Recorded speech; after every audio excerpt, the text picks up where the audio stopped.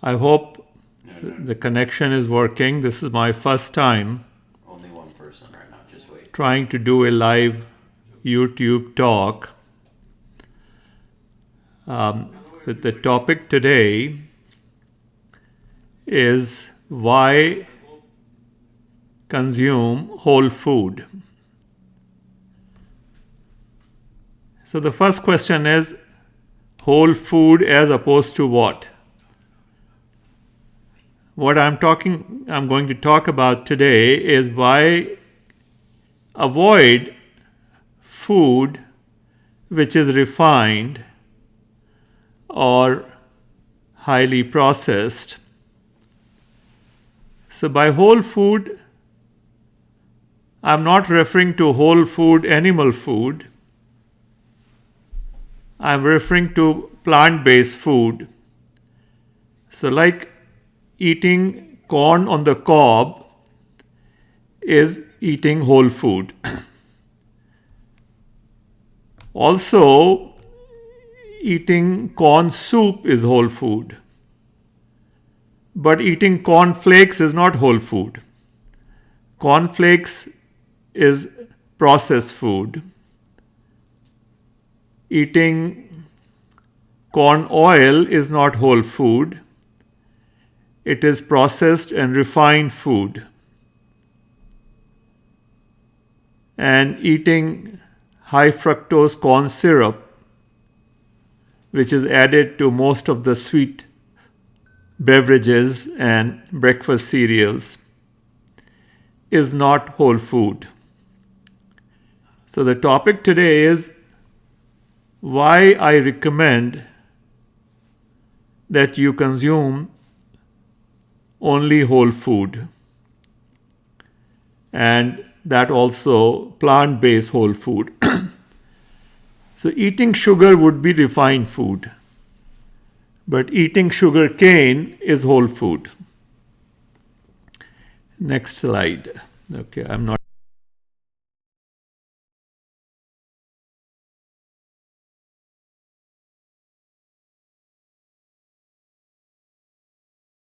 And still some more people are still joining, so we'll wait for 5 minutes or 3 minutes and come back.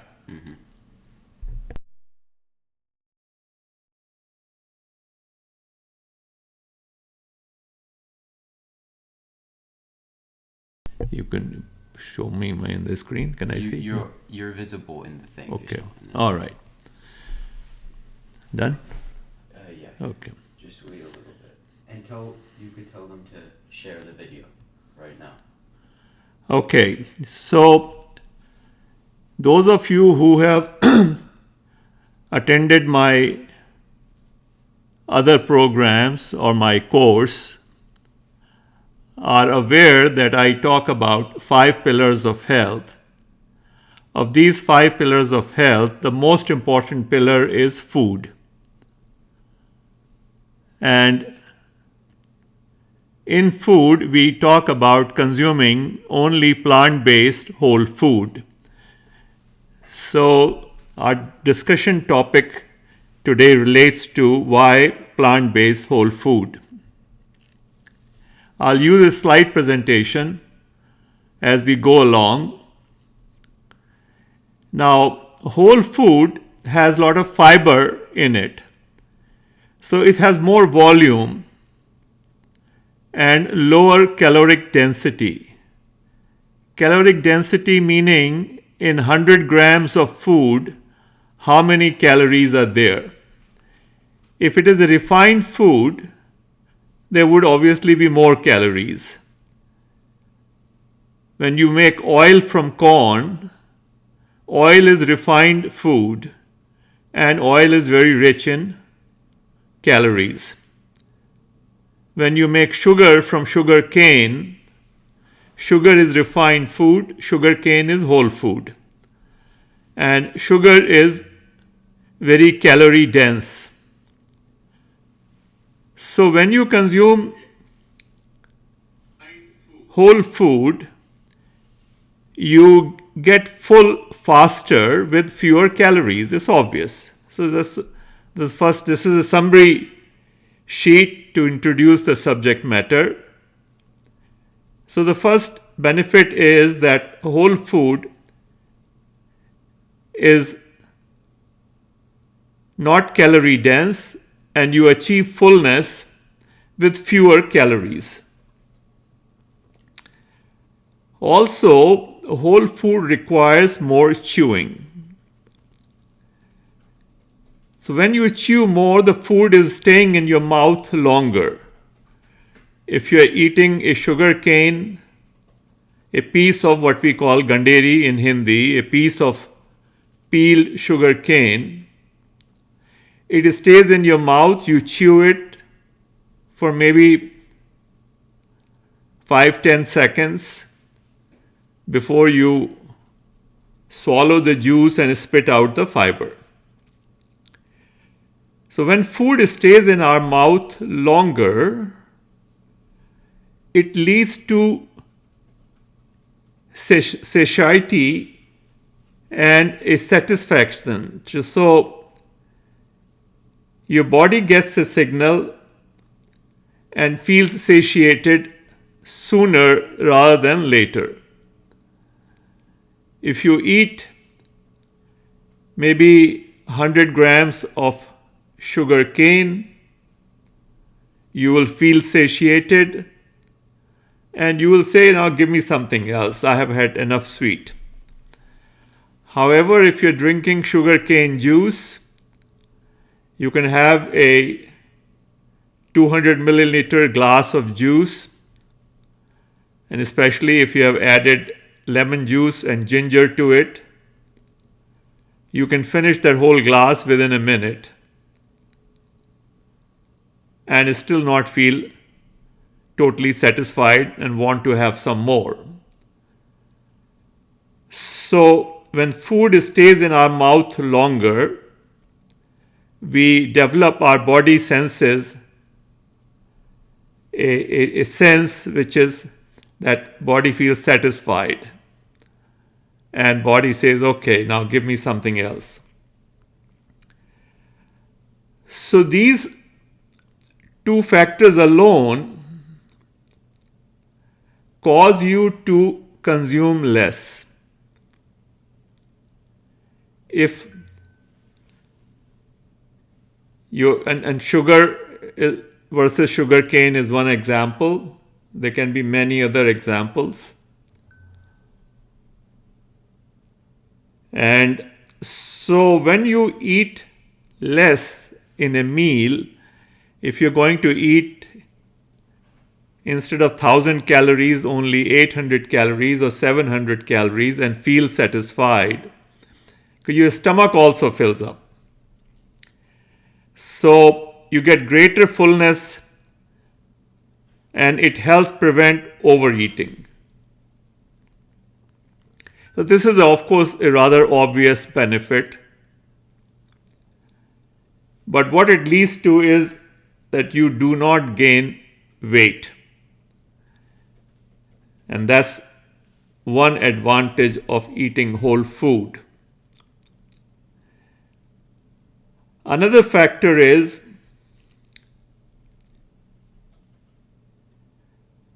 when you eat whole food,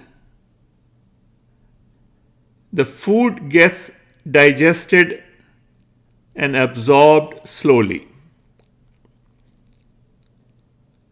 Because it gets absorbed slowly. Now, why it gets absorbed slowly? Because the food is embedded in the fiber. When you swallow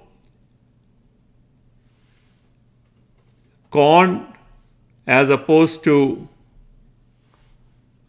corn starch or corn oil, in corn oil there is no fiber. Corn starch has some fiber. Corn oil is highly processed.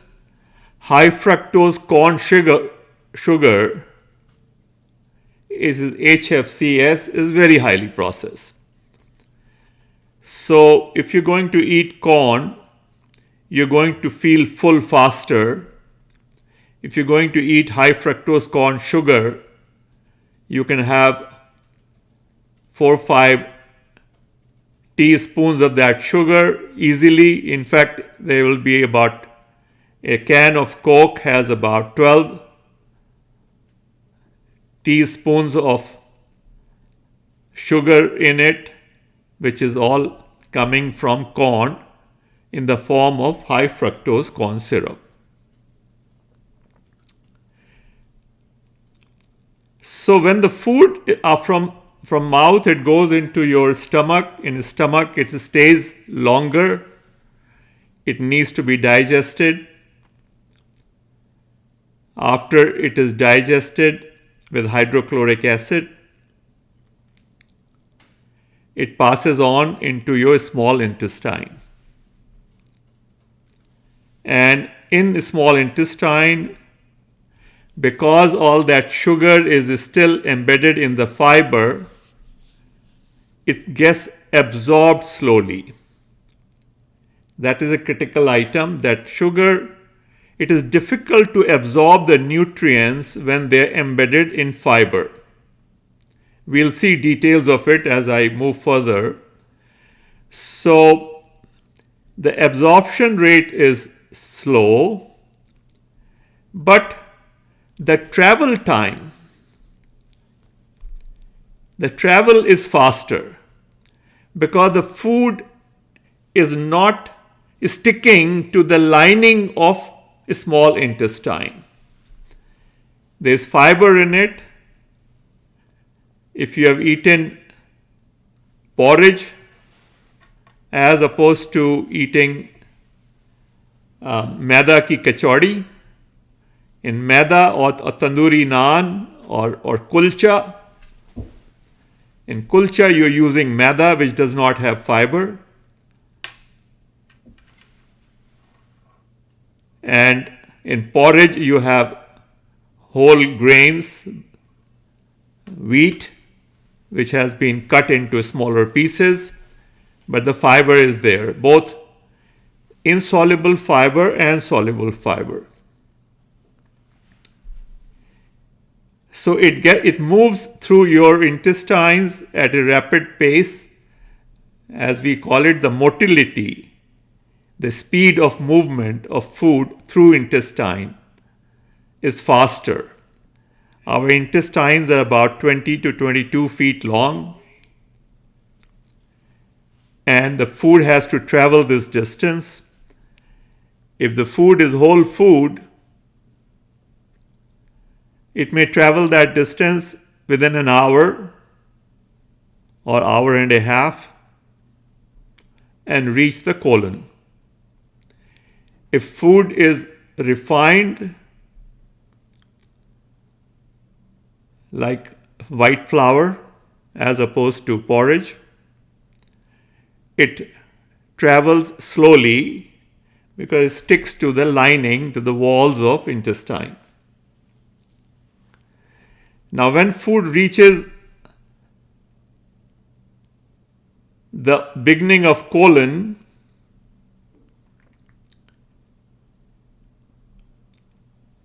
it feeds the colon the bacteria which are living in our colon. So our colon has trillions of bacteria. They reside in the lining of the colon, and these fibers feed that bacteria. So the bacteria is happy, and these are healthy bacteria in your colon, which is, we call it microbiota, and also we use the word microbiome. So it helps maintain the intestinal barrier, which leads to good immune health. And faster intestinal transit. A function of colon is to absorb moisture from the waste material. Body wants to preserve the water and recycle it. So your colon lining is very efficient in absorbing the water. So when food has a lot of fiber in it, it is moving rapidly, less water gets absorbed, and when your waste material reaches your rectum, the other end of colon, it is still moist, and you don't suffer from constipation and other digestive disorders. So this is kind of in a nutshell what we are going to talk today. Here I have a picture of your gastrointestinal tract.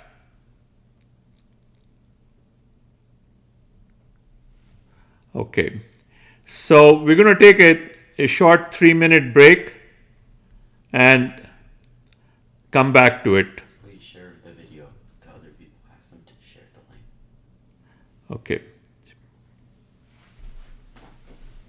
You need to pause it. How do you pause it?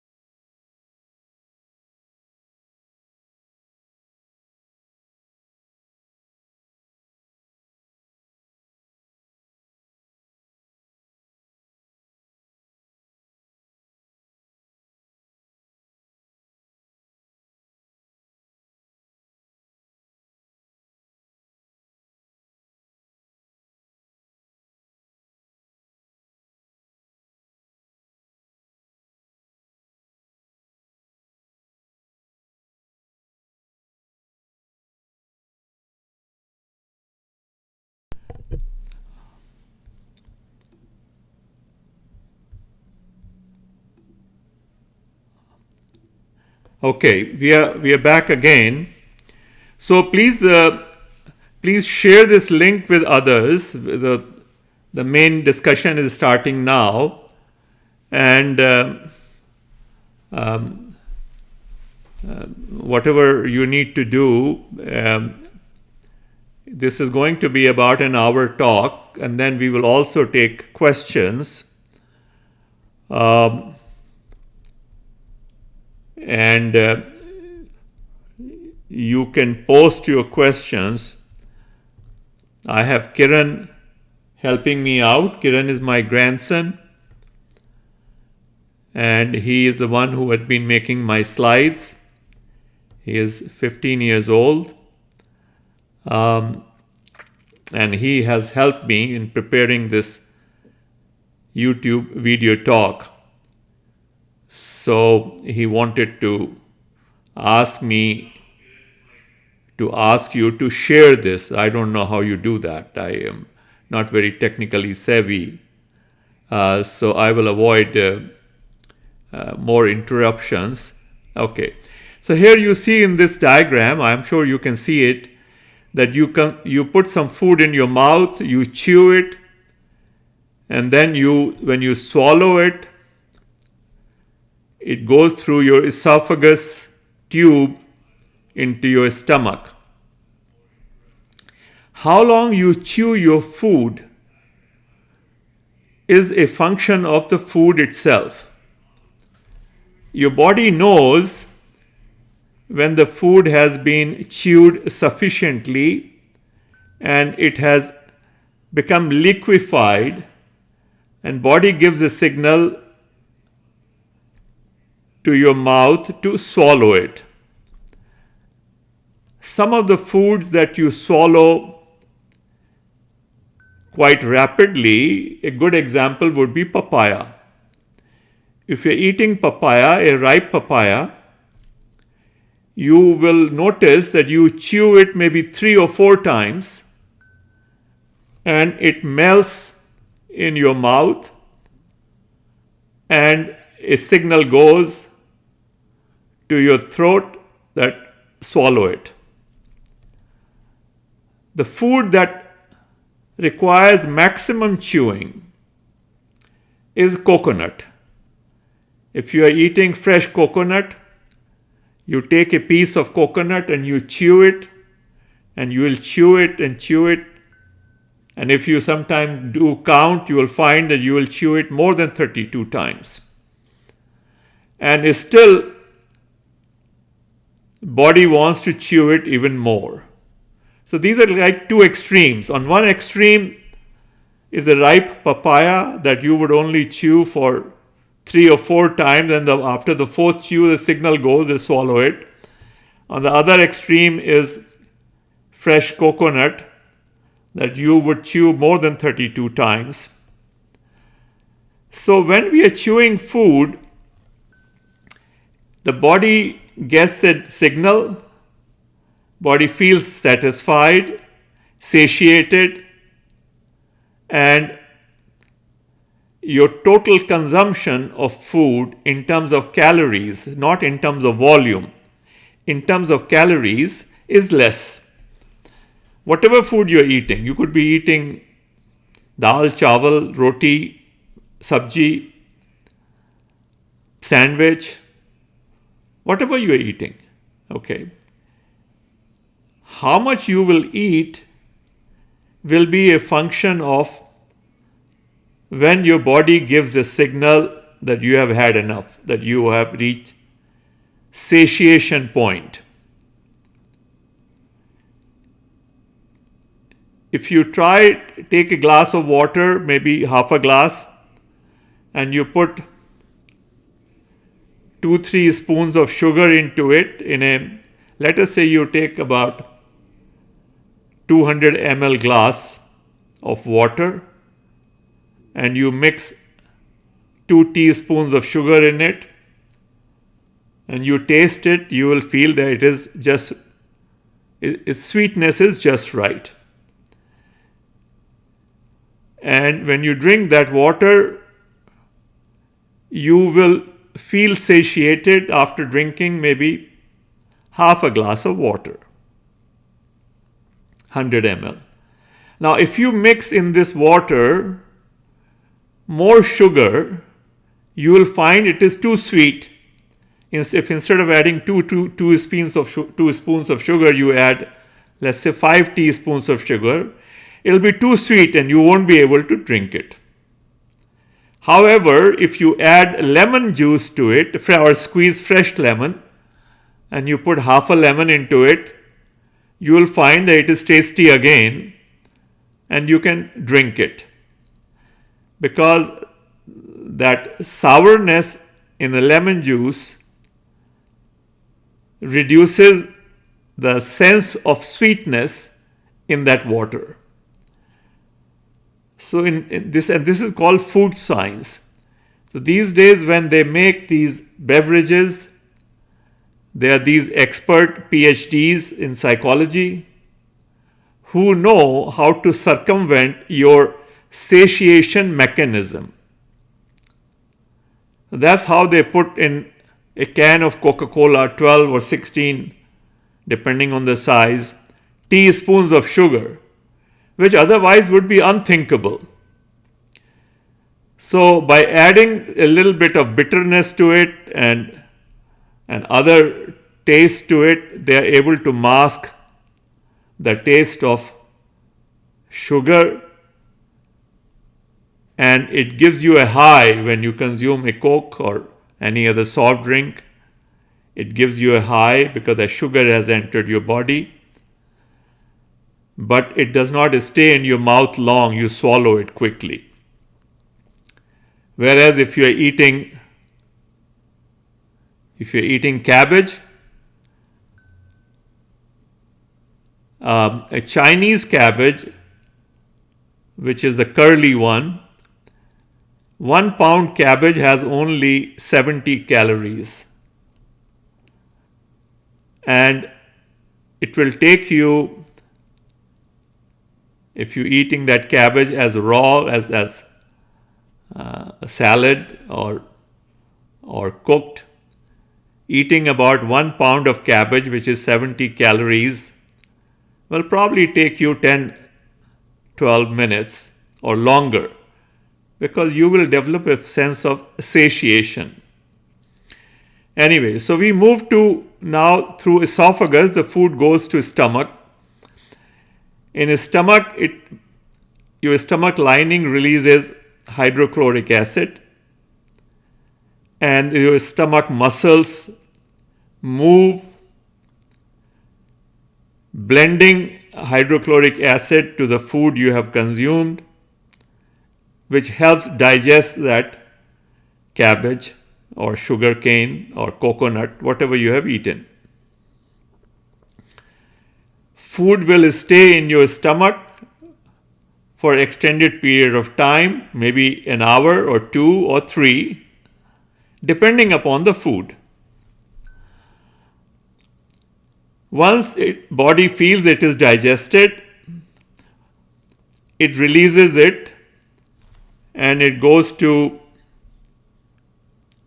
the small intestine. And these are small intestine, as I'm showing. They are about 20 to 20 feet of all small intestine is going up and down. And then at this point, the small intestine connects to large intestine, which is colon. Okay. So in 1, 2, or 3 hours, depending upon what food you have consumed. Now, if the food you have consumed is rich in fiber, then the movement of this food, which we call motility, is rapid. It goes from the stomach to colon maybe as little as 1 hour, 1.5 hours. If the food that you have consumed is refined, it is white flour instead of porridge, it sticks to the lining of the small intestine and it moves slowly. It's important to understand here the food is not moving by gravity. It is moving through a muscular motion which keeps pushing the food further and further along. Once it reaches colon, the colon is about 3 inches in diameter, and colon is about 5 to 6 feet in length. It's roughly the size of your height. And as food travels through the colon, one of the colon's function is to absorb water. In fact, for many years when I was studying science 60 years ago, we were told that colon's function was to collect the waste and simply recycle the water. That's all we knew about it. About 25, 30 years ago, a project was done called Human Genome Project. Human Genome Project was a major project. US government funded $3 billion. Other major countries like China, Japan, France, England, Germany, they all funded to that project. The goal of that project was to map human gene or genome, the genetic makeup of human body. When the results started coming out, the project started in 1991. It took 5-6 years. When they started seeing the results in 97, 98, they were very surprised and perplexed. They were finding so many genes compared to what they expected. They had certain expectation that we'll get so many genes in a human body. But the number of genes showing up were much more. And I'm not talking 2 or 3 or 4 times. I'm talking 100 times more. So it took them a while to figure out, and what they learned is that trillions of bacteria, microbes, small living organisms, bacteria, viruses, fungi, archaea, and they're still learning more about these things. These are just 4 examples I've given. They are residing in the lining of our colon. The lining of colon has finger-like projections, and also a lining of a small intestine. They both have finger-like projections. So I'm going to show the next slide, which shows it better. What you see in these finger-like projections, they're called villi in plural and villus in a singular. So you see in the middle picture that shows the circle there shows this. This is showing villi. These are finger-like structures. And here's an example of one of them. So this is a projection coming from the lining. If you see this diagram on the left, you see how it looks like a shag carpet. There are thousands of these villi. They help increase the surface contact of food, because the food has about few hours to get digested. So you need huge surface area. Just like in your car, the radiator, which is there to cool down the water which is there to cool down the engine. The hot water comes in the radiator. Your radiator has thin metallic sheets, projections, which help cool down the water, the circulating water. So similarly, here you have a villi, and the villi increases the total surface through which the food gets absorbed. So in this cross section, you see a villi has a capillary, fresh blood coming, which is the red capillary. And then from red capillary, you see blue one, which is the blood which is returning to your heart, which will go to lung and get rid of carbon dioxide and absorb fresh oxygen. That's how the heart works. So each villi or villus has a capillary blood supply and then a capillary to remove the blood. And then it has one other, what you see here as green, which is called lacteal. Lacteal is a lymph node. It's a lymphatic vessel. Its job is to collect the fat molecules and protein, so they get absorbed. A smaller fat, which are molecules which are smaller, which is what you call short chain. A fat is made of carbon atoms, and if a fat has 4 or less carbon atoms, that is called short chain fatty acid. Short chain fatty acid gets absorbed in your blood directly. It's small enough to penetrate the capillary and get in your blood. But the longer chain fatty acids and medium chain fatty acids, they have to be absorbed into your lymphatic system, and then from lymphatic system they are transported to other parts of the body and to liver. So this is how absorption takes place. And this particular diagram is showing you how food is getting absorbed in a small intestine.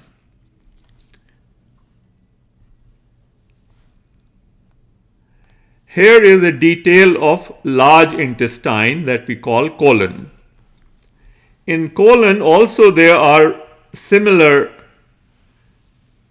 villi, and here you see there are smaller projections. The lining of your GI tract from your mouth to rectum is made of a single cell layer which are called epithelial cells. This is single cell layer. You see each cell is one, and they are very tightly, they are called tight junction. Okay, so these are very tight junction. This is epithelial cell lining. Epithelial cell has, if you see in this diagram, there's something called goblet cell shown here. I hope you can see my this cursor there. But the goblet cell, it looks like a wine goblet, and it makes mucin, which is mucus. So just like when you pour champagne into a wine goblet, it bubbles over and spills over the edge of it and then flows down. So if you have a lot of champagne glasses stuck together and you pour champagne, it will just flow and it will create a layer of champagne. Or if you're pouring beer and you have beer mugs all stacked up and you pour beer, it will begin to overflow the beer glass. Similarly, in our body, the lining of colon made of epithelial cells has goblet cells which are making mucus. And this mucus spills over and makes what is called inner mucus layer. This first layer that you see is inner mucus layer. Then there is an outer mucus layer.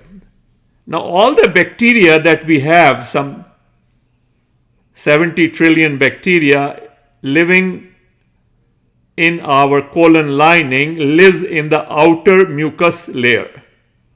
So you see these capsule-like structures, that's what bacteria is. These are healthy bacteria,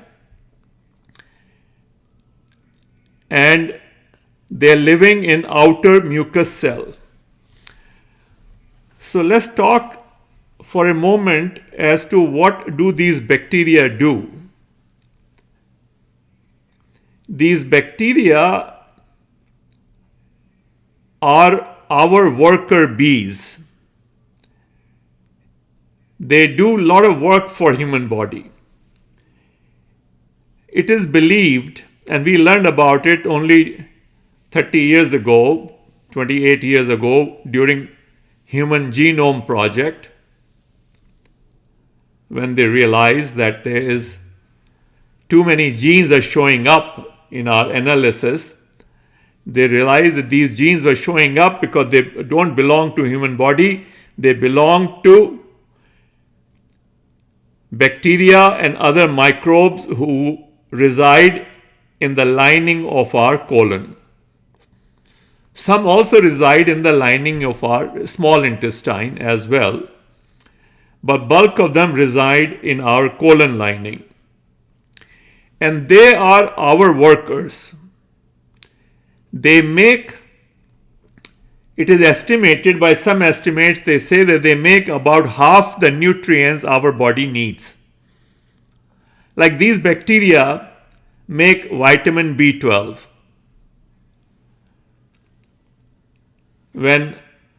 Before we started using municipal water, our source of water used to be underground water or rivers or streams or lakes, where water is in contact with soil. And from soil, water gets a bacteria which makes vitamin B12. So our colon lining used to have that bacteria. And our body made vitamin B12. Those bacteria made it. Now, when we started drinking municipal water, as we do now, all municipalities chlorinate the water. They pull water from underground, but then they chlorinate it to kill unhealthy bacteria. The bacteria can be healthy, bacteria can be unhealthy. Till about 1995, 97, we used to think that bacteria are unhealthy. So the total focus was on kill the bacteria. That's how we came to a point where everything is antibacterial, wipe, antibacterial, soap, antibacterial, toothpaste, everything antibacterial. And then they realized, oh, we are blundering. Some of these bacteria are healthy, and we need to consume that bacteria. The bacteria is only in uncooked food. So when you eat salad, vegetables, fruits, nuts and seeds, you are acquiring healthy bacteria. That bacteria goes into your outer mucus layer and it settles down. So, if let's say somebody who lives in Timbuktu, and in Timbuktu there are no mangoes, and he arrives in Delhi, he came last night from Timbuktu. For the first time he left Timbuktu. He has never eaten a mango in his life, and you served him mango after dinner last night. That fresh mangoes, when they travel through his colon, they look at his colon lining and say, gee, I like this colony. I think I'll settle down here. And the mango bacteria entered into his colon lining and made a home. Now, this morning, 12 hours after his dinner, he is a different person. His colon lining has a new bacteria, which is mango bacteria, which was not there till last night. And the first 40 years of his life, he did not have mango bacteria. So these bacteria which are making your outer mucus layer, they are your worker bees. They help make a lot of nutrients. And the two examples are, one I gave you of vitamin B12. The other example is these bacteria happen to love the fiber. That porridge you have eaten, the outer skin of wheat, which does not get digested in your stomach, but the bacteria in your colon lining loves that and gouges on it. And when it ferments that fiber and digests it, the product it makes is short chain fatty acid. So these bacteria are now gouging on the fiber, the skin of the corn you are eating, on corn on the cob, or skin of wheat, or skin of oat. That's why when I tell you to have steel cut oat, not refined oat. So this is one reason why we need to eat whole food as opposed to refined food. Because whole food has that fiber, that skin, which these bacteria love. And when they eat that skin, they make short chain fatty acid. The short chain fatty acid has 2, 3 or 4 atoms of carbon. When they make that short chain fatty acid, it just travels down and gets absorbed by your epithelial cell. This is the epithelial cell lining. I just mentioned short while ago that short chain fatty acids can get absorbed directly by your blood stream in capillaries. It does not have to go through lymphatic system. Medium chain fatty acids and large chain fatty acids, they are larger molecules.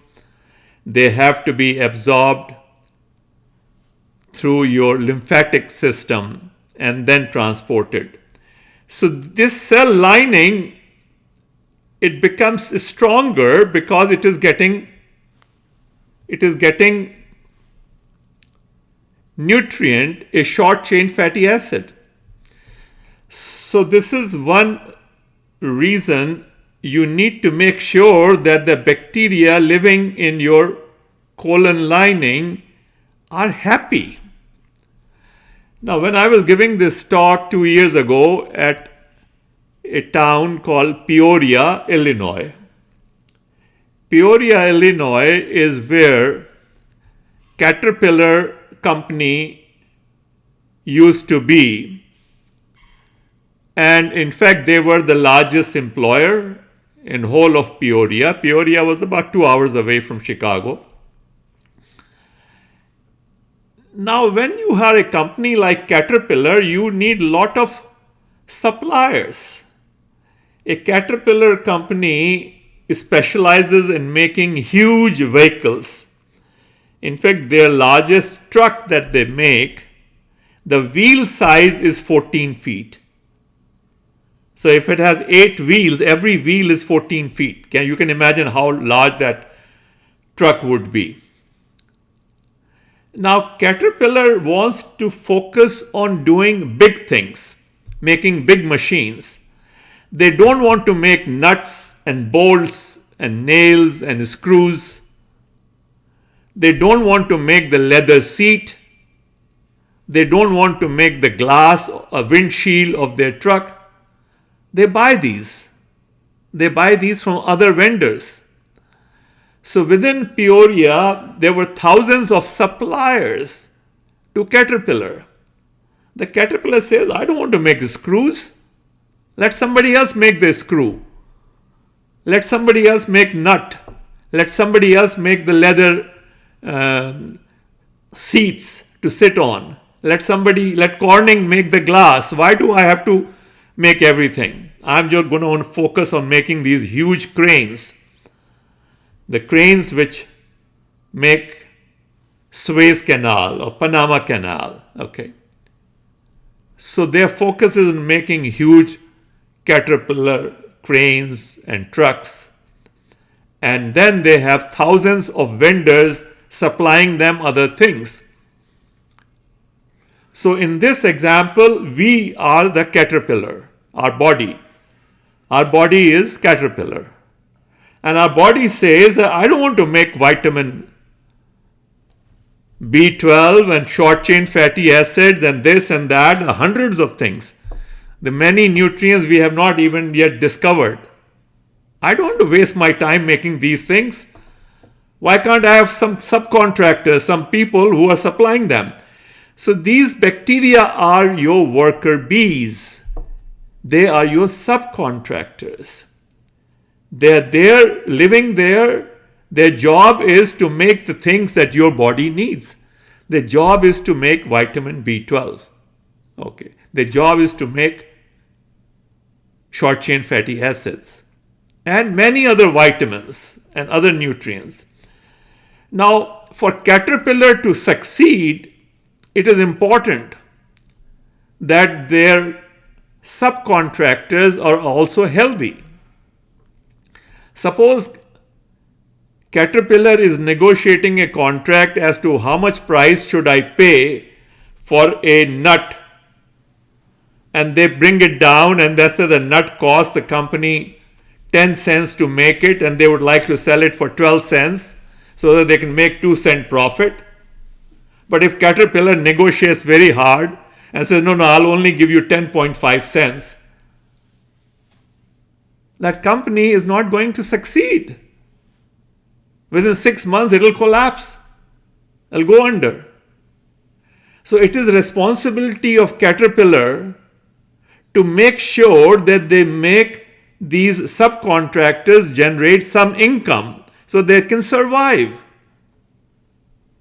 They don't want to negotiate so hard. They know that there is no other buyer in that town, in Peoria, who needs these nuts and bolts. Only Caterpillar needs them. But they want to make sure that their subcontractors are happy. If your subcontractors are happy, making enough money to live comfortably, then you will be happy. Otherwise, they'll go out of business. So similarly, in human body, it is important to make sure that these bacteria, the 38 trillion bacteria that are living in our colon, and microbes, That's a question.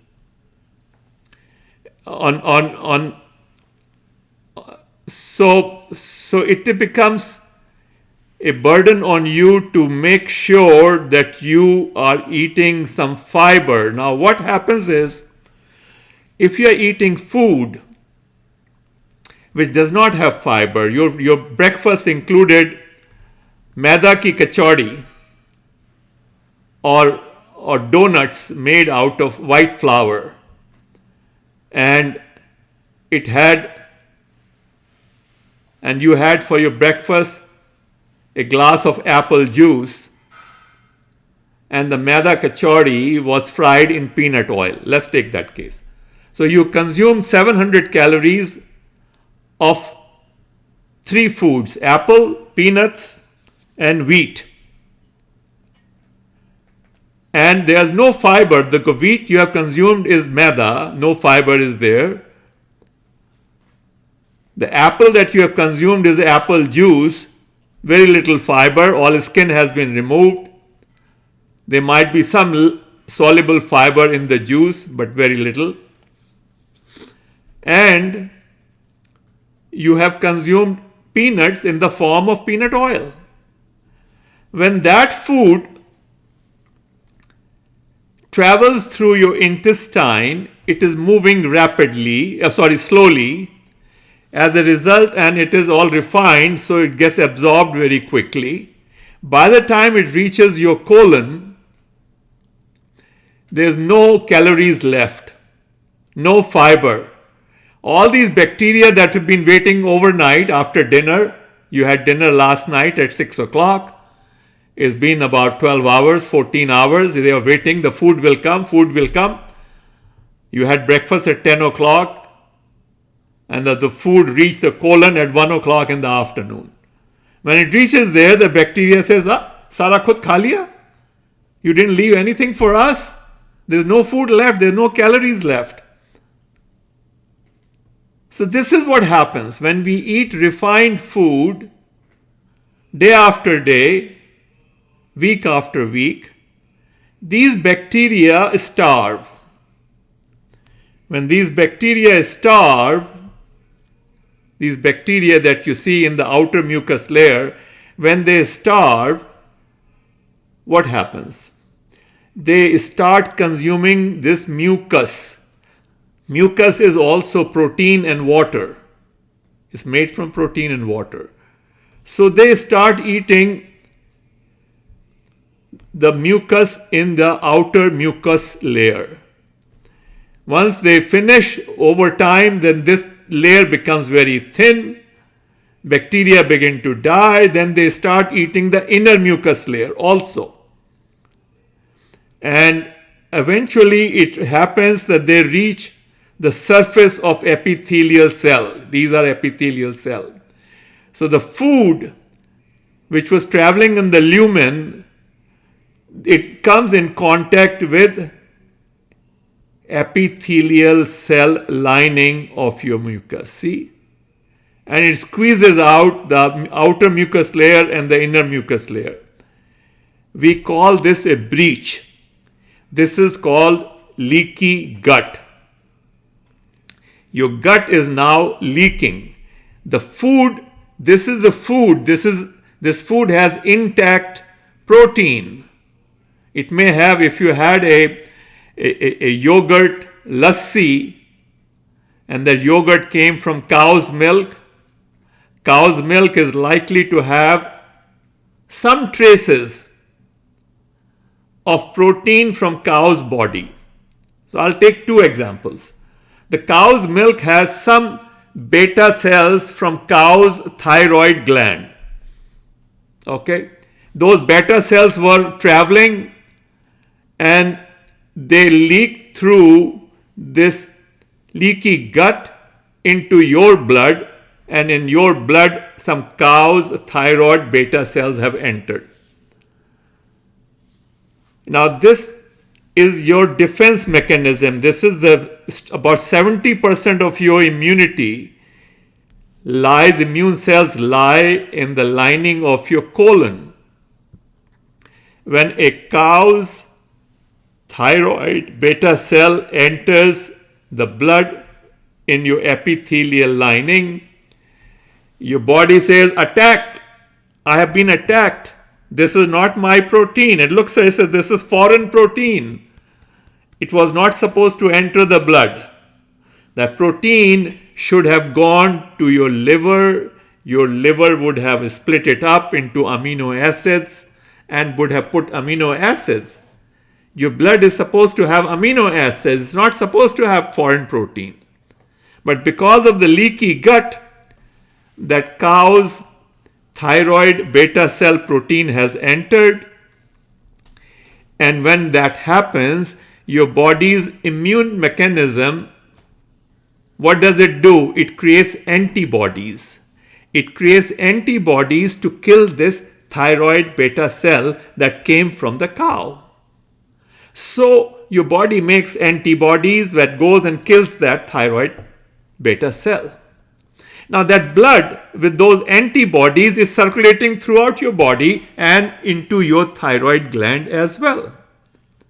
So when it looks at your thyroid gland, and the beta cell in your thyroid are very similar in structure to beta cells in cow's thyroid gland, and looks as it is also, let's attack it, it attacks it. That is called autoimmune disease. Your immune function is killing your healthy cells, and your thyroid cells keep getting killed. By the time you are 45, 50 years old, your doctor tells you that your thyroids have become weaker and you have developed a disease called hypothyroidism, and he gives you a medicine to supplement it. Hypothyroidism is an autoimmune disease. Similarly, a cow also has a knee, and there is a cartilage in cow's knees. That cartilage is a special protein. Now, let's say there are some traces of cartilage protein in cow's milk, and you had that glass of cow's milk or a yogurt shake you made for breakfast, and that breakfast, by the time it trickled down and reached your colon in 4 or 5 hours, through that leaky gut, some of that cartilage protein has leaked in. In the right picture, you see how it is happening. It shows here. It is called inflammation. Okay? Because these epithelial cells should have a normal tight junction. These are tight junctions. Nothing can go in. But here, the junction is not tight. It's the inflammation has happened. The junctions are loose, and the cow's cartilage protein goes into this loose end and enters your blood into capillary. When a cartilage protein from cow enters your blood, your body cries out, it's a foreign attack. Let's create antibodies to kill this cow's cartilage protein. Your body makes antibodies. Okay. Those antibodies are now in your blood, and that blood is circulating throughout your body. Because blood pumps every second, 60 times a minute, the blood is all getting mixed up and being sent throughout your body. So the blood that enters your knee and your cartilage also gets those antibodies that you just made in your colon. So those antibodies come and attack your cartilage protein because it looks very similar, and it starts attacking it. And when that happens year after year, day after day, by the time you are 65, 70-year-old, your knees start giving you a problem. And your doctor says you're going to need a knee replacement surgery. And at the age of 70, 75, you are getting a knee replacement surgery. Doctor calls this osteoarthritis. They say it is due to wear and tear. Where did the wear and tear come? That farmer works in the field 10 hours a day, every day, 7 days a week, for 70 years, and he does not develop that problem. And we sit in an air-conditioned room and we watch Pakistani plays and we develop wear and tear. Nonsense. There's no wear and tear. It is autoimmune disease. It's all that lassi, dahi ki lassi we're drinking. Okay. So there are more than 80 autoimmune diseases. And these 80 plus autoimmune diseases are caused due to leaky gut. I'm showing you a next slide. Here is a slide that shows you different problems caused by leaky gut. In the brain, you have depression, anxiety, ADHD. In your skin, you have acne and eczema, psoriasis. You have thyroid problem, Hashimoto's or hypothyroidism, Graves' disease. You have colon problems, constipation, diarrhea, irritable bowel disorder. You have other problems, joints, which is rheumatoid arthritis, fibromyalgia, headaches. You have sinus problems. So like these, there are more than 80 autoimmune diseases. The cause of these autoimmune diseases is leaky gut. Cause of leaky gut is absence of fiber in your diet or eating refined and animal food. Animal food has no fiber. Animal food has no fiber. Eggs have no fiber. Milk has no fiber. Meat or fish have no fiber. So animal food is not feeding your gut lining. That 30 trillion bacteria which is living, which are your worker bees, are not getting fed. Okay. So this is one important reason why, and this is new information. It's not that old. It's information. It was on the cover page of Time magazine. I don't know if I have that slide, but in 2014. So that is one important reason, please understand. And there are more than 80 autoimmune diseases. Multiple sclerosis is autoimmune disease. Rheumatoid arthritis is. And thyroid, of course, is becoming very common among people. Anyway, we move further. And I need to keep an eye on my timing. All right. Now,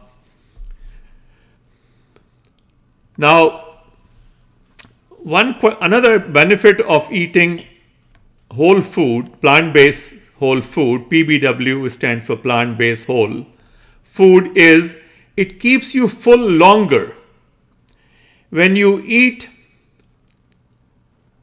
refined food, it gets absorbed quickly and it travels slowly but gets absorbed quickly. So once it gets absorbed, you get a boost of sugar and starch and amino acids and fat. That's food, that's calorie. But it comes in rapidly and it gets stored as fat because coming so rapidly. Okay. And then once it gets stored as fat, after 2 hours, 3 hours, your body feels hungry again. Now it has all the fat. The purpose of storing extra calories as fat is to be used up later on. However, when body needs more energy, it prefers the quickest form of energy, which is glucose. Body loves, because body runs on glucose. It does not like to burn fat which is nicely tucked away under your skin. Under our skin we have a cellulose layer and where the fat gets stored. So all throughout our body under skin we have fat cells and where fat is supposed to get stored. Okay, so here what I'm trying to show in this slide is that when you do more chewing, it allows the brain time to register satiety, and they are rich in fiber, so that slows digestion and absorption. So food is getting absorbed over a longer time frame. And intact food structure releases calories gradually. So if you had lunch at 1 o'clock, it will release energy over the next 3-4 hours, 5 hours. Also, the volume is larger, and for the same amount of calories, if you're consuming, let us say, 700 calories for lunch, those 700 calories will get stretched out for a longer period in terms of being released and absorbed by your body. So you don't feel need for snacking. So I've given an example here that two people, and let's say they are identical twins, one person consumes 700 calories lunch with white flour, maida ki kachori or naan or kulcha, or kachori is fried in peanut oil and has a glass of apple juice. The other person consumes porridge, and his porridge is made in whole peanut milk. So peanut milk is peanuts grounded with water in a blender that become peanut milk, and he consumes it with apples. So they both have consumed 700 calories. The second person is not likely to feel hungry till 5:30, 6 o'clock, where the first person after 2 hours through 2.5 hours will feel hungry. Now, one thing that I will explain here, the difference. When we have food left over, we put it in our refrigerator. So you had more food in last night, you put that food in refrigerator. There's some food that is you keep on your table or in pantry, it is not refrigerated. Bananas, mangoes, fruits, apples, they are sitting there. Some food is refrigerated, the leftover food. Then there's some food we put in what we call deep freezer. In America, people have basements. Let's say you live in New York and you have a basement and you bought a lot of food. People buy in bulk meat. They can go buy half a cow, for example. They get a good deal. They get good pieces of steak and they freeze them. They freeze milk, they freeze bread, they freeze eggs and meat and chicken and fish, and it is kept in a deep freezer which is in the basement. Now, One day you run out of milk and it's 5 o'clock in the evening. You call your husband and, honey, on your way back, can you pick up some bread and milk and eggs? So he says, well, they're there in the freezer. So, yeah, but I don't want to go down. Going down to the basement during the month of January and February when it is so chilly in New York or Chicago, and basements are normally not heated. House is heated to 20-25 degrees centigrade, but basements are not heated, or basements are barely heated to 10 degrees to save energy. So going to basement and pulling out the frozen eggs is too much hassle. So she would rather have you go to Safeway or 7-Eleven on your way back and bring home some fresh bread and eggs and milk. That is same thing happens in human body. In human body, we have extra energy stored under our skin for a rainy day. But when rainy day comes, the body says, no, that is too much work. Can you just give me some more, another apple, another Coca-Cola, another quick source of energy and glucose, okay, another donut or something like that. This is human tendency. This is what happens. So when we consume fat, which is refined fat, it gets absorbed very quickly. Our body sends it for storage and gets stored. And 4 o'clock, when you're feeling hungry again, the body says, I don't want to touch it. It's nicely tucked away. Why don't you go to the refrigerator and get another Coca-Cola or another donut? Yeah, I have energy, but that's if we run out of food, if there's a famine and for 3 months there's no food available, I'll use that energy. I don't want to use it right now. This is what happens. That's why we snack, that we need to snack. Okay. So this is another reason or benefit of consuming whole food is that you don't snack. So first of all, you'll end up eating less because you feel satiated sooner.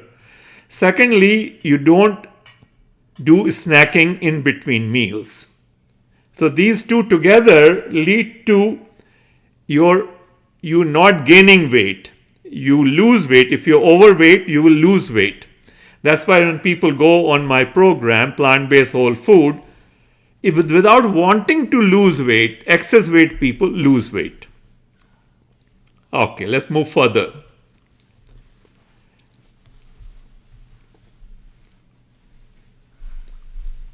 So here is another example I have shown that how fiber affects our ability to absorb food. Now these are those villi. You see, this is the lining of a small intestine, and there are two types of fiber. One is insoluble fiber, which does not dissolve in water, and second is soluble fiber.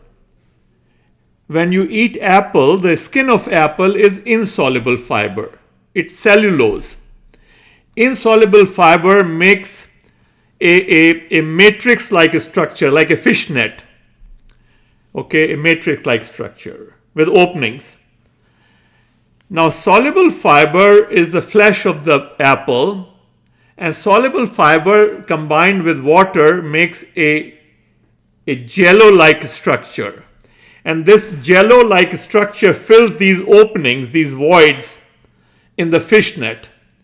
So that fishnet made of apple skin and the gel-like structure from the soluble fiber restricts from food nutrients getting absorbed quickly. So here in this you see the soluble fiber gel barrier is created, and it is making it difficult for glucose or fat cells, which are cholesterol cells, to be getting absorbed by the lining of a small intestine. So this is the purpose of this slide, to show you how and why fiber slows down absorption. Okay, I think we'll skip this slide. Okay, so fibers slow nutrient absorption. Insoluble fiber forms a structural network. Soluble fiber forms a gel within this network. Together, they slow the access of nutrients to the villi and microvilli lining the small intestine. In the small intestine, resulting in gradual absorption. So this is the other factor that why slow absorption is good for you and rapid absorption is not good for you. We will tackle this one at a time. So first let's talk about, okay, so we discussed the more nutrients reach colon. We have discussed this subject already. I'll skip this slide. When we eat refined food and animal food, it contains little or no fiber and it does not feed our gut bacteria, causing leaky gut. We covered this already. Okay.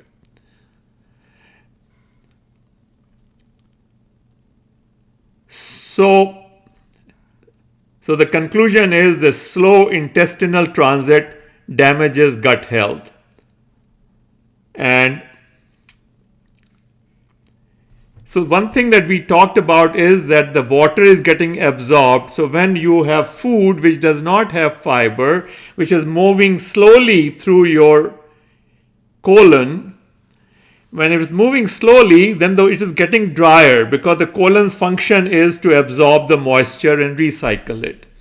So by the time it travels the 6 feet of colon and gets closer to your rectum for elimination, it becomes drier. So the people who consume meat, animal food, dairy, oil, sugar, refined food, their stool is harder. They experience constipation. They have to put more pressure. And there are a host of problems associated with constipation. Your colitis is one of them. The colitis can become ulcerative when we put even more pressure. So you will notice that people who are, or animals which are consuming diet primarily of plant-based, like elephants, cows, buffaloes, when they poop, their poop is soft and moist. And as compared to meat eating like dogs, dog poop is not soft. Dog poop, in fact, when you take a dog for a walk, in America it's required that you carry a poop collector. And they have these plastic boxes and you can just collect it and throw it. So it is harder. So people who eat animal food, their poop is harder. And if you don't have enough fiber in your diet, okay, if it's a mixture, it's fine. I mean, like the Chinese people, when Chinese people cook chicken, they'll have maybe half a pound of chicken, they'll make very thin slices, and they'll stir fry half a pound of chicken with lots of carrots and cabbage and other vegetables, green vegetables, and serve it to you. So in your plate, and half a pound of chicken will feed a family of 4. Okay? Because there are a lot of vegetables in it. So yes, they're getting some chicken, but they're also getting a lot of vegetables. But in an American diet, you go to Kentucky Fried Chicken and you can eat 1 pound of chicken alone. And there's nothing else. Okay? So that causes constipation. And then constipation causes many other problems. I mean, there's even a problem which is, it is hypothesized, it's called varicose veins. And you find a lot of American elderly women, by the time they reach in the age of 60s and 70s, they develop these varicose veins.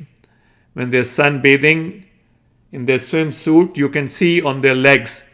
It's due to high pressure, because when you go to toilet, you have to apply high pressure, and that high pressure causes, it is hypothesized, there's not yet enough research done on the subject, but it is believed that that is the cause of varicose veins.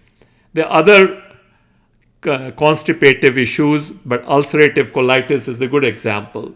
That pressure causes stool to project into your colon lining and enter into wrong places, which then become ulcerative.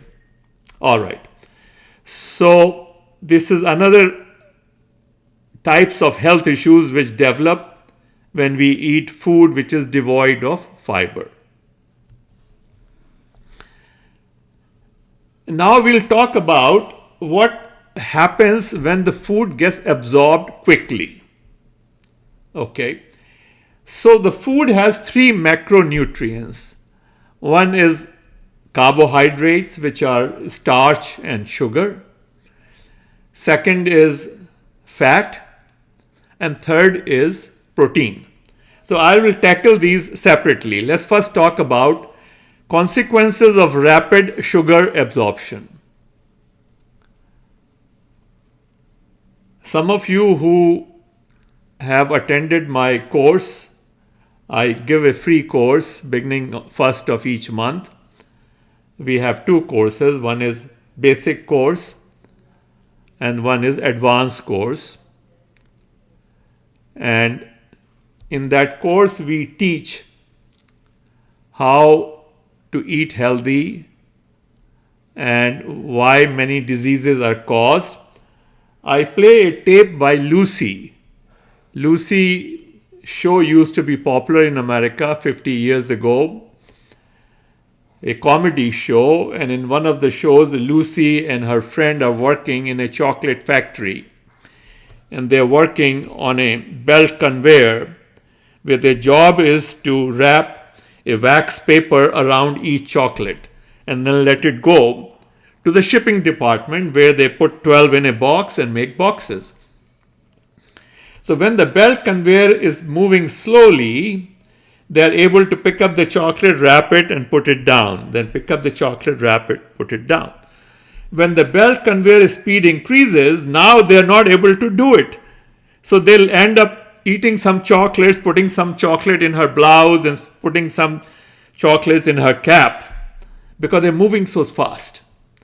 So instead of chocolates going into the shipping department for packaging them into boxes of 12, they start going into wrong places. And the three wrong places here is Lucy's mouth, Lucy's blouse and Lucy's cap. Unfortunately, I cannot show that due to copyright issues. I do share that when we do retreats, live retreats and workshops. But that is what I am trying to explain here. When sugar is coming in refined form, is coming in the form of high fructose corn syrup, there's no fiber in it, or it's coming as white sugar, your body absorbs it very quickly. When sugar gets absorbed, the place it goes to is your liver. Liver is your chemical factory where all processing is done. And sugar, when it comes, now sugar is half of it is fructose and half of it is glucose, 50-50. The table sugar, which we call sucrose, is 50-50. In different fruits, the combination may be different. Maybe in some, it may be 55% glucose, 45% fructose, but let's take a rule of thumb 50-50. So when we consume sugar, as soon as it reaches our mouth, the mouth gives a signal to pancreas that sugar is coming and release insulin. Insulin job is to take sugar and put it inside your muscle cells. So insulin secretion goes up. In your blood, insulin level goes up. Now, when glucose comes in the liver simply transfers it to the rest of the body. It keeps a little bit, 2-3% for itself. Liver is an organ, is a muscle. It also needs energy. It says, okay, I'll keep 2% for myself. I'm giving example, and then 98% go, the body is waiting for you, don't waste time, go. So this is how liver processes glucose. When fructose comes, this says, okay, now wait a minute, let me find out if the body needs more sugar, more glucose, I will convert fructose into glucose. If body says, no, we have enough glucose, don't give us any more, I will convert you into fat for a rainy day. So the body asks, your liver asks the body, hey, how are we doing? Do we have enough glucose or you need more? Now, it doesn't have to make a long distance phone call because the blood is also in the liver. Liver is getting blood. So he just needs to look at the blood. If the blood insulin level is high, it's an indication that I have a lot of glucose. So high insulin level says, no, don't make any more. Please, don't make any more. I already have enough. This coming is getting bombarded. Just is converted into fat for a rainy day. So the liver converts fructose into fat. So fructose can be either converted into glucose or it can be converted into fat. So the fellow who had apple juice for breakfast, his sugar was coming very rapidly. So the fructose in his apple juice is getting converted into fat. Okay. But the fellow who was eating apple you eat slowly and has fiber, so the sugar is not getting absorbed that quickly. It's coming very slowly in the liver. So the liver converts glucose glucose it sends out, and it converts fructose also into glucose and sends it out. And even if it converts fructose into fat, the process is slow. It slowly converts it. Then the blood takes it and takes it under your subcutaneous fat cells, under your skin, and tucks it away. Process is working the way it should. The process fails as soon as that sugar starts coming rapidly, as in the case of apple juice or white sugar, or sugarcane juice, or mango juice. Because in mango juice, you have taken the pulp out. Okay? So, excess fructose being converted into fat in the liver, overloading of fat distribution and storage system. When the fat is being made quickly, it overloads the blood. Blood is supposed to take it and nicely tuck it away under the skin in subcutaneous fat cells. That process gets overloaded. So some of the fat spills in the liver itself. That causes fatty liver. There's a disease, it's called non-alcoholic fatty liver disease. And we are seeing more and more. 50 years ago, we didn't see it. Fatty liver meant that you consume alcohol. Alcohol used to cause fatty liver. Okay, like in Devdas movie, Shah Rukh Khan or Dilip Kumar, they develop cirrhosis of the liver. That is the last stage of fatty liver. And that after that is death. Okay. So this is fatty liver is caused. Secondly, this fat spills over in your tummy. Your tummy is where your vital organs are. And it attaches to your other vital organs, making them lethargic. That fat is called visceral fat. That is why you see a lot of Indians with big tummy. The fat which is inside the tummy is due to the consumption of sugar or sugary foods, refined foods. Okay, refined oil and refined sugar, both.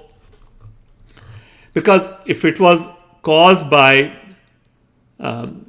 in a slow fashion, then it should be all over. The fat should be not only in your tummy, it should be all over in your thighs, in your calf muscles, in your shoulders, and all over, because the skin is all over.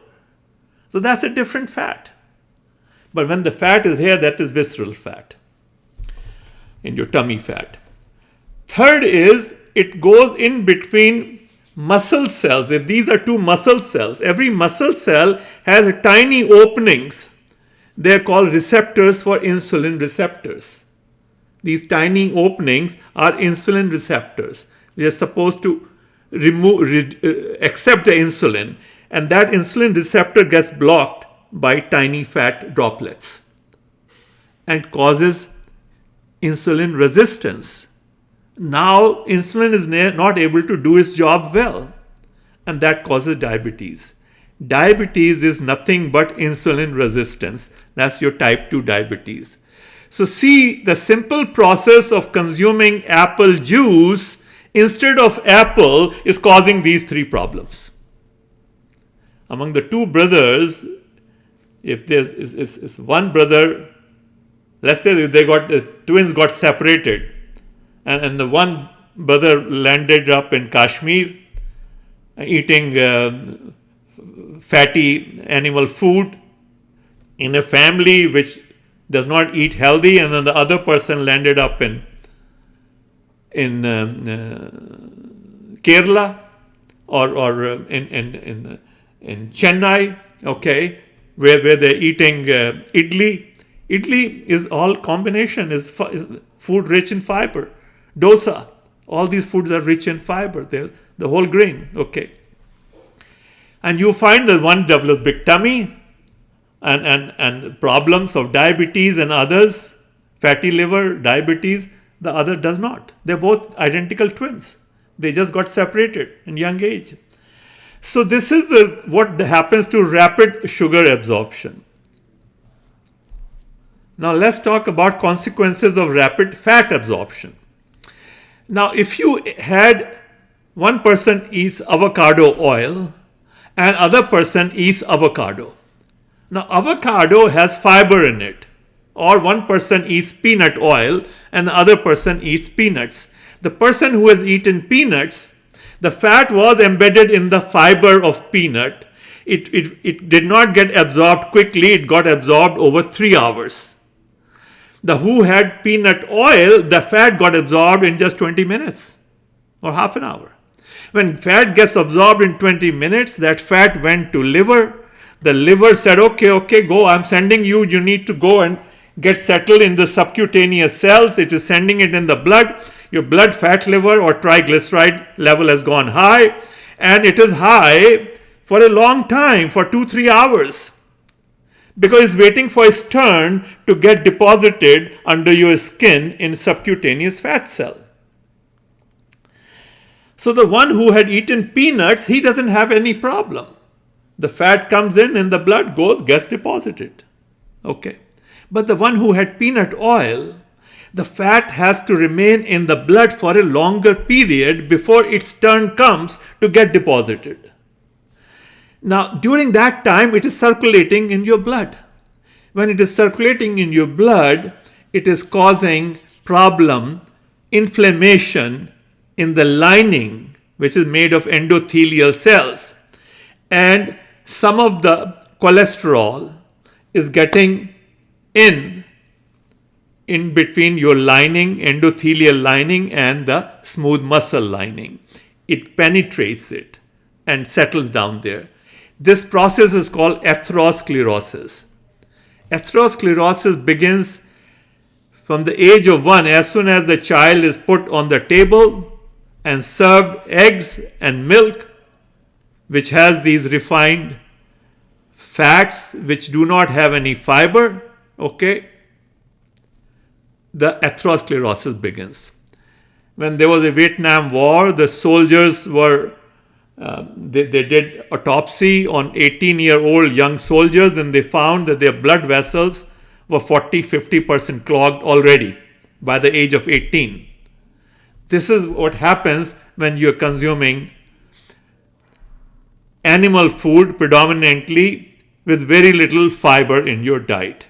So if your diet is deprived of, you're having donuts and danishes for breakfast and then apple juice and Coca-Cola and soft drinks, and your food is devoid of fiber.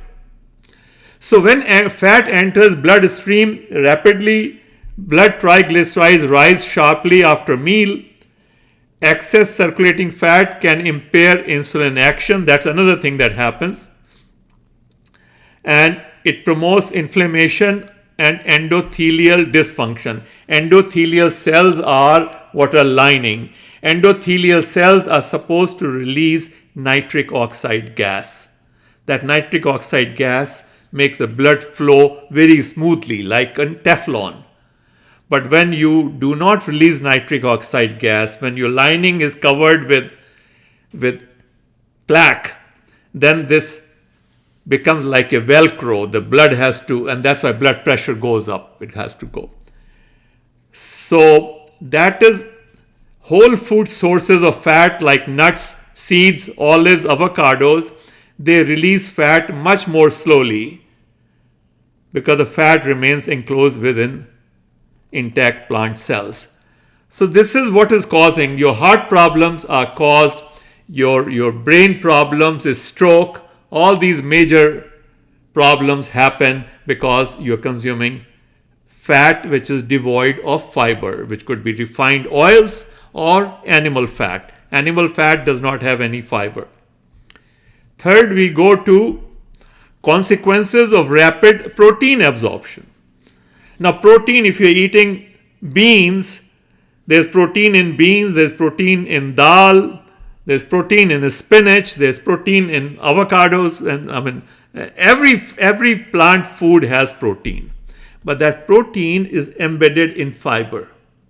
So when you eat garbanzo beans or hummus, the protein is getting absorbed slowly.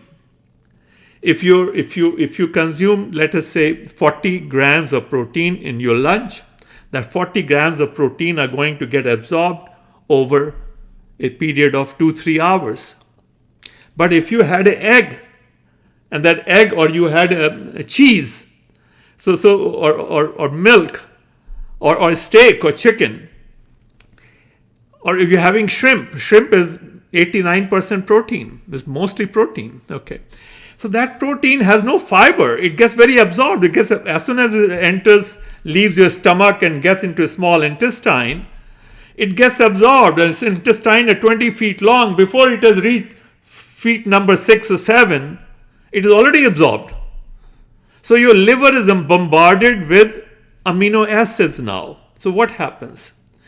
Liver doesn't know for how long this bombardment will last.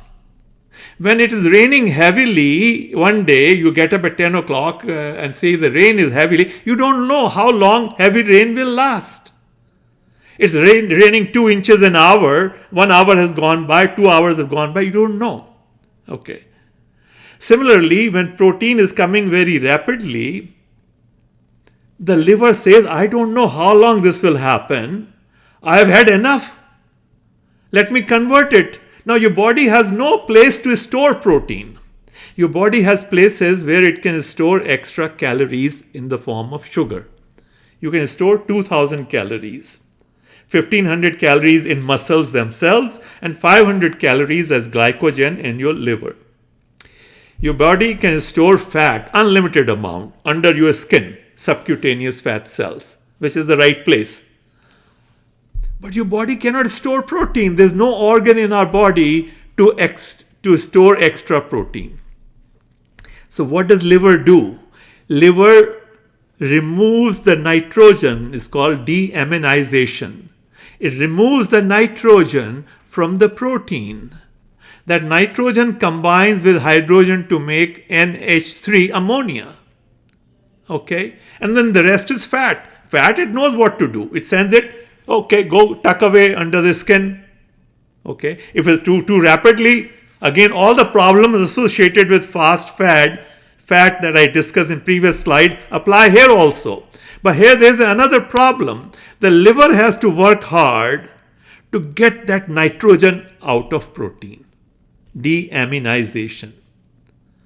Now, if all you were going to do was put on some more weight, why did you eat protein? You could have eaten fat. You could have eaten another avocado. You are eating protein so that the protein can be used up in the body. But you're eating so rapidly that the protein is getting converted into fat. If you're going to hold this ear, hold it like this. Why are you holding it like this? Makes no sense. Too much work. Okay, so that's what happens in keto diets. Now, what happens when body has to convert protein into fat? Then body has to work, and body loses 30% of calories. If you eat 100 calories of eggs and those 100 calories get converted into fat, 70 calories will get converted. 30 calories get wasted in the effort to convert that amino acid into a fatty acid. Deaminization, removal of nitrogen. And that ammonia is very toxic to body. So the body combines that with water to make urea or uric acid, both. Okay. Some of it gets converted into urea, some of it into uric acid, depending upon what kind of protein it was. Okay. And then your kidney have to filter it and pee it out. That becomes urine. So your liver has to work hard and your kidneys have to work hard. And when they are working hard for 50, 60 years, they become, you reach a point where your body needs dialysis. The kidneys begin to fail, or you develop chronic liver diseases. Your kidney filtration rate goes down, and eventually you will end up in what we'll call dialysis. 75-year-old. See, before Second World War, there were hardly any cases of dialysis because people's diet was not so rich. They consumed, the food was not as plentiful. And in fact, from First World War to Second World War and depression from 1917 to 1945, for 28 years, there was shortage of food. And people were eating more fruits because animal food can be stored and shipped to the fronts for wars during First and Second World War, and the rest of the people were eating more healthy. There was less meat available. In 1945, when the wars were over, then the government said people have suffered a lot, let's give them as much as they want. The food was very inexpensive in America. Okay. So they started eating. Those people who were born in 1947, 48, 49, they got fed healthy. And they're now 75, 80-year-old and they're suffering from dialysis. Dialysis becomes so commonplace. It's a growth industry. So these problems are happening because we are getting too much of protein and too rapidly. See, from liver's point of view, whether protein is going to come rapidly for 10 minutes or 60 minutes, liver doesn't know. It's just coming rapidly. Rapidly coming meaning let's process it, convert it into fat and I tuck it away. That is what goes on. So now we come to this slide. Okay. Yeah, that was the discussion about consequences of rapid protein absorption. We finished that discussion. So now I'm summarizing the health benefits of whole foods. It reduces your obesity problem. It reduces risk of insulin resistance and type 2 diabetes. Reduces risk of non-alcoholic fatty liver disease. Reduces risk of visceral fat accumulation. It reduces LDL cholesterol because that fat doesn't have to stay in the blood for hours waiting for its turn to get deposited. It reduces risk of atherosclerosis, reduces risk of coronary artery diseases and stroke. It avoids constipation, reduces risk of diverticular diseases like ulcerative colitis and other gut issues. Your microbiome is healthy and doing its job, creating vitamins for you and other nutrients. It avoids leaky gut and improves intestinal barrier function. Immune health, it reduces chronic inflammation. It makes you very immune, and that's another thing we have learned, is that when we eat variety of plant foods, we don't fall sick.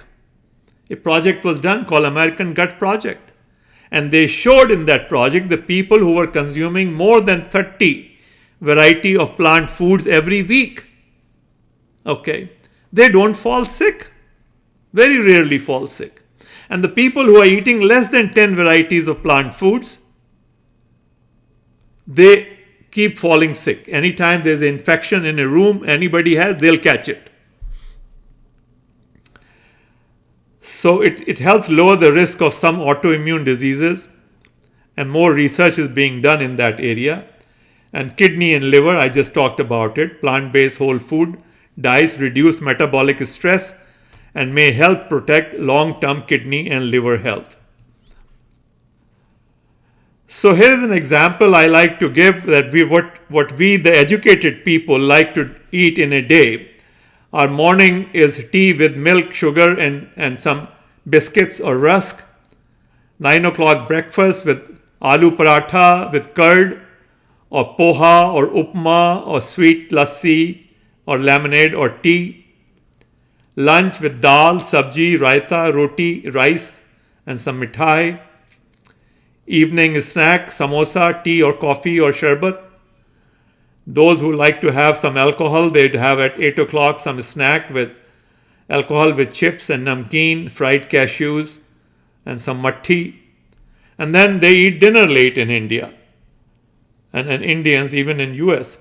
And I, for first 60 years of my life, our dinner time was 9 o'clock. You never thought of food before 9 o'clock. Now I finish dinner, say, by 6 o'clock. So in dinner also, you have chole and curried vegetable, dry vegetable, raita, roti, and some mithai. Now, interestingly, if you look at this, your ghee and oil is about 2 to 6 tablespoons, sugar 10 to 30 teaspoons per day. Calories from only these two items, ghee, oil, and sugar, are about 400 to 1000, or 20 to 50% of your daily. And then from calories from dairy is another 10 to 20%. So 1/3 to 2/3 of your diet, a diet that you think is healthy diet being consumed by educated upper middle class people, is devoid of fiber. It does not have fiber. And I'm not talking naughty people who drink Coke. Nobody had a Coke in this list. Nobody. And nobody had donuts here. These are people who think they're eating healthy. People who are listening to this talk show today, okay? Educated people who are conscious about health. They are eating this food. And 1/3 to 2/3 of your calories are devoid of fiber. If you simply change that diet to this is a picture of my kitchen in this house, and we make green juice out of this. Okay. And there are 13 different items that go into that juice. Only one item is fruit, green apple. Rest are plants. Now this juice is not rich in sugar because the juice is being made from vegetables. I write it is the second best option because the best option would be not to even make juice of it and just have it as salad. That's the best option. But that becomes a little impractical. When you're rushing for office 8 o'clock in the morning, eating this salad will take you half an hour and you don't have that. But green juice still is not rich in sugar. So it's low in calorie. A glass of juice will have less than 100 calories. And your life will begin to change. This is whole food we are talking about, because in this food you're preserving the soluble fiber and a lot of insoluble fiber also. Here is a breakfast that we sell at our plant-based whole food shop, or we deliver it in Delhi. And this has a bean sprout and a fruit bowl and oatmeal. So with a glass of green juice and a glass of berry blast. In berry blast, there are 5 different types of berries. It is made with overripe banana for sweetness and coconut fresh water. So you see here you are getting 32 varieties of plant foods in breakfast alone. And what did that American Gut Project show that if you eat more than 30 varieties in a week, here you are getting it every day before 9 o'clock. As soon as you finish breakfast, 32 varieties. And you are getting so much fiber. Okay. You have cooked calories 300, uncooked calories 407. So this is the kind of breakfast you want to be eating. This is another example of fiber and protein in plant-based whole food. I took 2 food items in each food group. The food groups are fruits, vegetables, nuts and seeds, grains, and beans and legumes. There are 5 food groups. So I picked 2 items in each food group to make a 2000 calorie meal. And you see there are 82 grams of fiber. The recommended fiber, which is a low recommendation in America, is 25 grams a day. 97% of Americans don't get that recommendation. They're deficit in fiber. Okay. And they are consuming too much protein, which causes burden on liver and kidneys. Because there's a misconception that you need more protein. I cover that in a separate talk, but there is a table here that shows you how plant-based whole food gives you 82 grams of fiber. So to recap, we'll bring this to conclusion. Whole foods improve your satisfaction so you don't overeat. They eliminate need for snacking in between meals. Their low caloric density and less frequent eating maintain healthy weight. You lose unwanted overweight. Slow nutrient absorption, thereby reducing load on liver and kidneys. Increases motility, moves fast. Nourishes the gut microbiome, which provides better immunity. Improves gut health and reduces diseases risk for many diseases. Many. You just saw them. Okay. So I think with that, we will, and I want to thank Kiran Borman, my grandson, who is sitting here with me, who helped and come, and he's going to help now take your questions. So we'll take questions. How are you able to receive questions? No one is sent enough, so keep having them send them. Okay, we'll take questions. Yeah, it took us longer than I had. Okay, wow. So it started. It took 2 hours. Yeah, this is my first talk. The subject matter is quite vast, but let's see if we can take any questions. Otherwise, we will wrap it up. Yeah, we're still waiting for some questions here. First question: when will the sale in Mumbai start, like in Delhi? When will? Someone is wondering when the sale in Mumbai will start, like it did in Delhi. No, we don't have any plans to. We are looking for people. We want to franchise the plant-based whole food business in other cities. But I can't do everything myself. I need help from people who want to do it.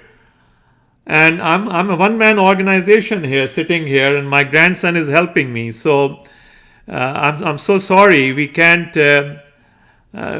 create that. We are really our goal is to promote. We are a non-profit organization. We want to act as a catalyst to promote this thing.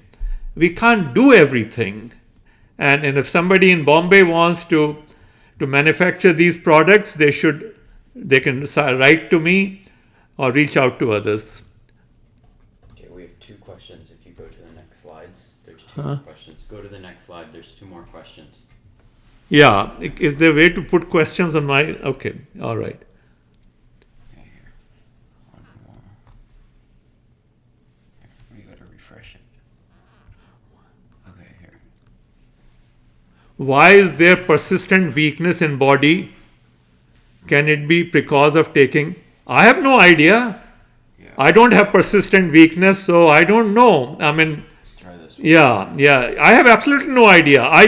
I have told you that because your microbiota is different, the same symptoms in different people will have different causes. Because we are different people, we are epigenetically very different. Those 38 trillion microbes sitting in your colon are different than my colon. So we are different organisms. And they dictate. It's like computer hardware and software. So we all may have same computer software, we all may have same hardware. I have a cell phone in my hand. It is made by Apple. You may have a cell phone which is made by Google or some Chinese company. Hardware of every cell phone is practically identical, 99%. Maybe the color is different, size is different. Okay. But depending on what software you are playing, if I'm playing WhatsApp and you are playing Facebook, your screen will look different, my screen will look different. So our bacterial composition determines what we are. So by looking at your manifestation, your symptoms, you can't, it's totally wrong, you cannot. Same symptoms can be for different causes in different people. And the same cause can manifest as different symptoms in different people. If there are 200 people watching here, let's say they all have vitamin B12 shortage, then one may have a headache because of it, one may have a sciatica problem, one may have a tummy problem, different people, different problem. Problem is same, B12 shortage. Okay. So it is not a right science, and it has, once bacteria is inside colon, do they reproduce on their own? Yes, they are reproducing. They're having their kids, their grandkids in your body. They may live about 1,000 generations. You need to consume raw food every day. You need to consume raw food every day. Yes, and as much raw as possible. Okay, that was one question. Next slide, and there's more questions. Okay. Refresh it. Okay, we'll wrap it up. There's a couple more. No, curd has no fiber. Yes, autoimmune diseases can be reversed at any age. Can autoimmune diseases be reversed by totally avoiding animal products, oil, and don't. I post a 12-point guideline. Please, and if you have not done my course, I had only sent this access to people who have done my course. You need to do that course. That's almost another 20-hour talk, and people heal within weeks. People see changes within weeks. And so, well, you can help me by organizing my talks and workshops and contributing financially. We are a non-profit organization in US as well as in India. And in India, we have created a PBW Foods private limited business. The idea was to provide fresh juices and nut butters. We make butter out of cashew and mustard, and which works as a very good spread. Our PBW Foods is located in DLF Building 5. You can go to the website. We have a website, www.pbwfoods.com, and we have a website, PBW Foundation, www.pbwfoundation.org. So with that, I want to thank you all very much, and for coming to this, our first YouTube talk. And hopefully, if it is successful, we'll do more of these. And thank you to Kiran for helping me with organizing all this. Thank you. Bye-bye.